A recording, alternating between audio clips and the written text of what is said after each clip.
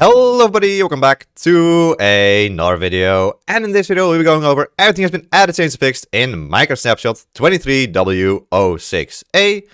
And so if you like Minecraft videos like this one, then please make sure you leave a like and subscribe to the channel for more Minecraft 1.20 videos and streams in the future.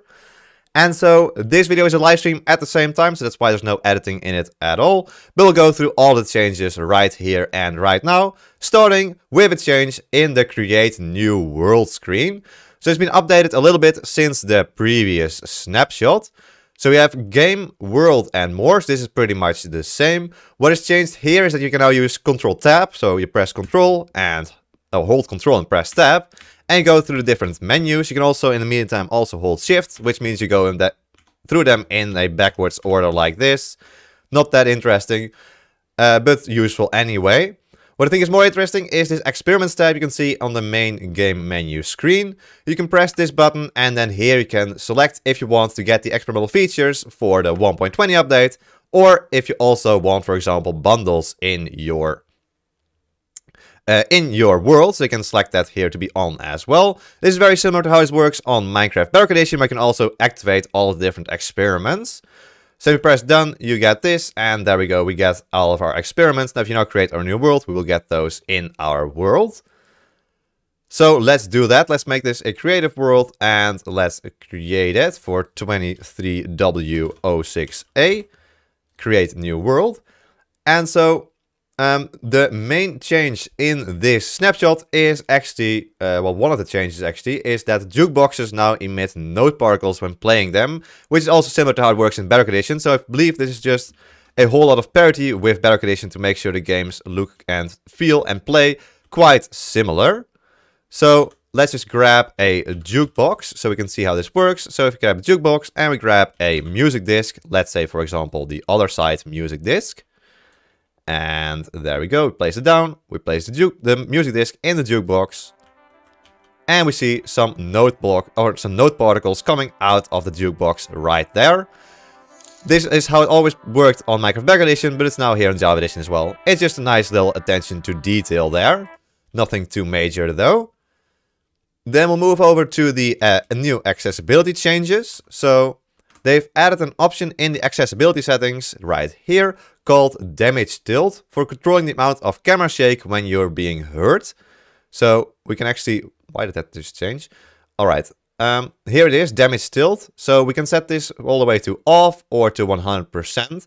And it's just the screen shaking you see when you take damage from, for example, a mob, or if you take fall damage or any kind of damage at all. So we can grab a zombie and we can give ourselves some resistance so we don't die. So we'll give ourselves some resistance, infinite amount of time, because of course it was added in the previous snapshot. Let's make it 100 and let's hide those particles. And then we'll summon in a zombie who will burn. But as you can see, when it hits us, we get like a camera shake tilt every single time. There we go. But if we now go to the accessibility settings and set this completely to off or 0%, and then we get hit. There we go, nothing happens to our screen, we don't like bob up and down, nothing happens there. You can also set something in between, so let's say 50%, and then it's like a little bit more mild, which I think could be quite nice for some people at least. Then they've also added a tooltip in the keybind screen that specifies which keybinds are conflicting.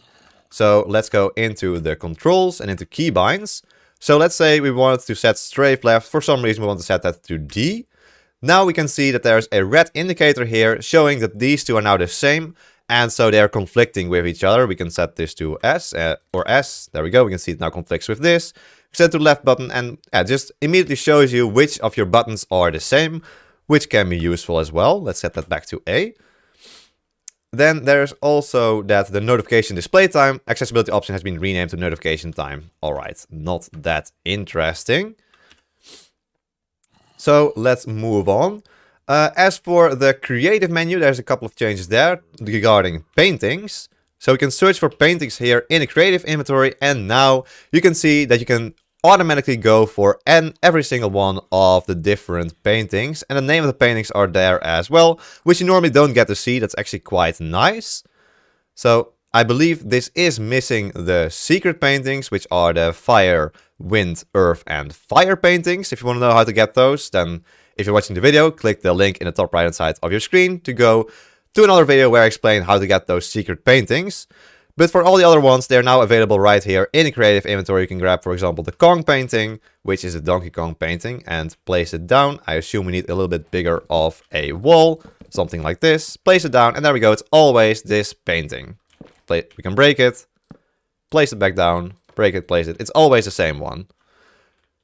That's actually quite nice if you want to, for example, build a map and you want to have some specific paintings. You don't have to fiddle around with different sizes of the wall, such that you get the right painting. And they also display the author and title in description when hovered over. So we can see it here, for example, it says both target successfully bombed, which is the name of the painting, and Christopher Zetterstrand, who is the author of that painting.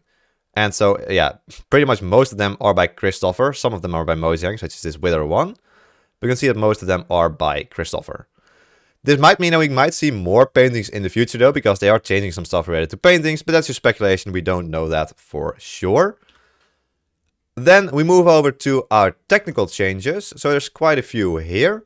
So they've added display entities for flexible display of items, blocks, and text. So 3 new entities have been added for flexible display of items, blocks, and text. And they are similar to the marker. So we can summon those, for example. So we can summon a marker, which, yeah, doesn't really do anything, as we can see here. And apparently they have common data types. There's lots of stuff here in the patch notes, which is quite technical and difficult to go through, I think. Item displays. It displays a single item stack, for example. Here we go. Item display. We'll set it right here. And I feel like we're going to probably need some sort of MBT data to make this work. So that's quite difficult. Diamond sword. All right. Copy. And if this doesn't work, we'll move on. And we'll use a video on it later. So instead of item frame, we'll just set this to item display. Enter. And yeah, that didn't work. All right, we'll figure this out later, and I'll make a video on it later as well. And then there's also a block display you can use. So apart from item display, you can now also summon the block display. Or if someone in chat knows it, please put it in the chat if you know the command for this to work. Maybe we don't need the count, and we just need an item such as dirt. No, but you can display blocks and items using these new ones. And there's also one for text display to display text in your world. Sounds quite interesting, but I can't really show that right here. Unless someone has the command right here in the chat. No, I don't think so. Alright, then we'll move on. Because there is another new command in the game. It is called the damage command. So we can use /damage now. This is a new command. In this snapshot.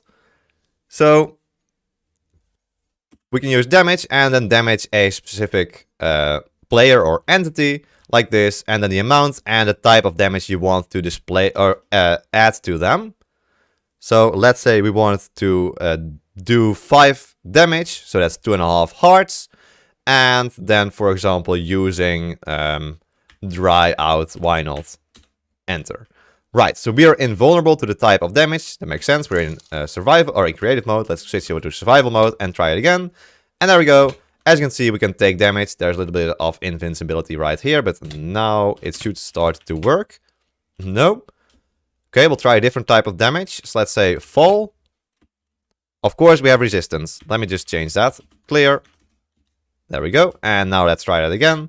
And there we go. Now indeed, we take 2.5 hearts of damage every time you use the damage commands. You can not only damage yourself, you can also damage other entities, for example. As this command was already available in Minecraft Bedrock Edition. However, it was now also added to Java Edition in this latest snapshot. And there's, of course, all different types of damage you can do if you want to. And this will also affect, for example, the type of death message you will get. And then there is another new game rule as well. Look at the death message. Sure, we'll look at the death message of this one. I died from dehydration. Great. I think that's a new dev message. Nice. But then let's move over to the new game rule as well. So we have game rule doVinesSpread. This is a new one, and it determines if vines will spread to nearby blocks. So usually it is set to true, as you can see right here. And you can set it to false, and this means that vines will no longer spread to nearby blocks, which you usually would do using the random tick speed, setting that to 0. But that also affects a whole lot of other parts of your game. And so this one's just specific for just vines. So that is that right there. And then there's also a whole lot of bug fixes you can go through yourself. I will leave the patch notes in the description down below. So make sure you check those out yourself. And that's pretty much it. That's everything that's been added, changed, and fixed in Minecraft Snapshot 23w06a. I hope you all enjoyed this video. I hope you... I am just flustering right over here. That's insanely great. If you like this video, then please make sure to leave a like and subscribe to the channel for more Minecraft 1.20 videos in the future. I want to thank my tier 3 member, the Smikkelaar. Thank you for becoming a tier 3 member. But anyway, there we go. Hope you all enjoyed so. Hope to see you all in the next ones. Until then...